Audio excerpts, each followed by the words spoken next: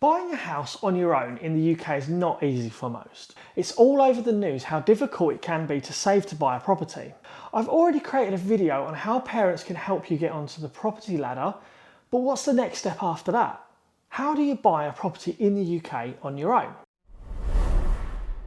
Hi, if we haven't met before, my name is Dan and I'm a CeMAP qualified mortgage and protection advisor, and in this video I will give you a few suggestions, but speak to a professional so they can tailor their advice to your circumstances. Thank you to Jeanette for this video suggestion. Feel free to make your own video requests in the comments below.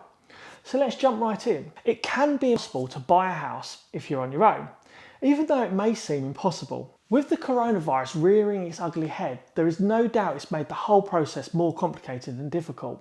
If it's of any comfort, you just aren't alone. Whether you're a first-time buyer starting out in your career, recently divorced, or simply have not yet had the opportunity to buy on your own, there is often a solution to help you. So let's take a look.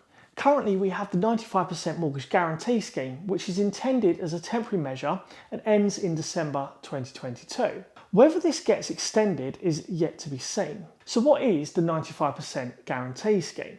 It's where the government will offer lenders the guarantee they need to provide mortgages up to 95% loan to value.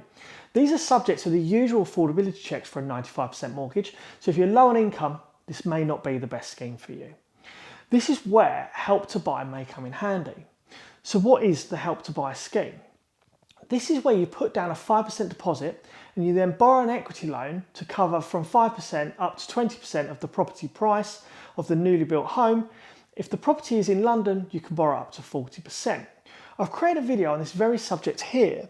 Be sure to check out the video after this one. There is also the shared ownership scheme to consider. So what is the shared ownership scheme? Again, I've already created a video on this, but for the purpose of this video, it's when you buy a home using the shared ownership scheme to buy a share of the property and pay the rent on the rest.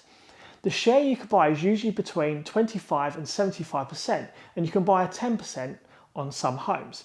There are different rules for Scotland, Wales and Northern Ireland, so I'll put the links to these in the description below. Some schemes allow you to buy the remaining percentage later on, though be cautious that some shared ownership homes will not allow you to buy 100% of the property. They typically require a smaller deposit on homes bought on the open market, but be aware that you have to be able to afford your mortgage along with the rent and any service and maintenance charges.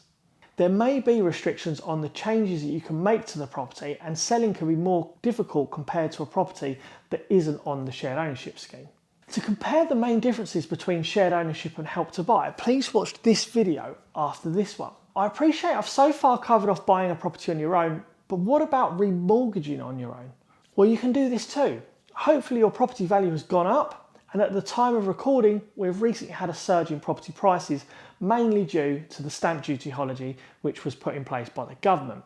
If you've been paying your capital repayment mortgage each month, you'll have reduced your balance. Depending on your interest rate and the initial term you took the mortgage out for, depends on how much this would have reduced by. So you will hopefully have built up equity in your property, which you can use as your deposit. For example, you may have jointly bought a property with your parents using a 10% deposit, but now you're in a position to remortgage without them as you've reduced the amount that you owe and your property value has gone up. And you may find now that you have a 15 to 20% deposit instead. Those might not be the numbers for your circumstances, but as I say, it's just an example of what can happen. You may also have had a pay rise or a higher paid job since the initial mortgage was taken out. You can then remortgage to remove your parents by carrying out a transfer of equity. This is providing your income is enough to pass the lender's affordability checks. It may sound complicated, but the process is relatively easy. The conveyancers will carry out the work to remove your parents towards the end of the remortgaging process. I created a video on the subject of conveyancers here. Again, check it out after this video. There is also the option of parents, grandparents, aunts and uncles releasing equity from their own homes to assist you. By gifting you cash, they can help towards a deposit to purchase a property or help you reduce the balance when remortgaging to carry out the transfer of equity. To be fair, there are so many different types of scenarios to which I just don't have time to cover them all in this video, but contacting myself or another qualified mortgage advisor would be best as we're experts in this field. If you're buying a home just for yourself is something you're only just starting to think about, it might be worth contacting a financial advisor to put together a savings plan. But please do not assume buying a property will be impossible because of your complicated circumstances. Sometimes people are told that they're unmortgageable, but this isn't always the case. If you've applied directly to a lender and you were declined, don't give up.